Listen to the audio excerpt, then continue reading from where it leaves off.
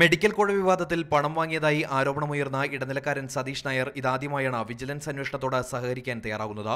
വിവാദമുയർന്ന ശേഷം സതീഷ് നായരുമായി വിജിലൻസിനോ പണം നൽകിയ കോളേജ് ഉടമയ്ക്കോ ബന്ധപ്പെടാൻ കഴിഞ്ഞിരുന്നില്ല. തുടർന്ന് ഡൽഹിയിലെ മേൽവിലാസം ശേഖരിച്ച സതീഷ് നായരെ വിജിലൻസ് സംഘം ഫോണിൽ ബന്ധപ്പെട്ടു. പിന്നീട് വിജിലൻസ് അയച്ച നോട്ടീസ് സതീഷ് നായർ കൈപ്പറ്റി. മൊഴി നൽകാനായി ഈ മാസം 24-ന് ഹാജരാകുമെന്ന് സതീഷ് നായർ അറിയിച്ചിട്ടുണ്ട്.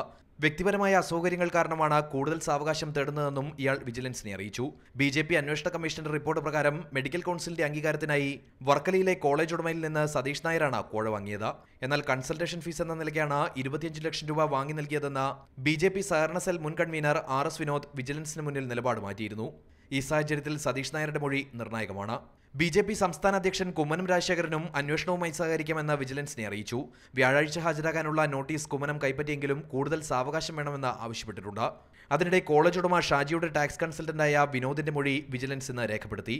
മെഡിക്കൽ കോഴ വിവാദത്തിൽ പ്രാഥമിക അന്വേഷണമാണ് തിരുവനന്തപുരം വിജിലൻസ് പ്രത്യേക യൂണിറ്റ് 2-ലെ SP K ജയകുമാറിന്റെ നേതൃത്വത്തിൽ ഇപ്പോൾ നടക്കുന്നത്. മാതൃഭൂമി ന്യൂസ്, തിരുവനന്തപുരം.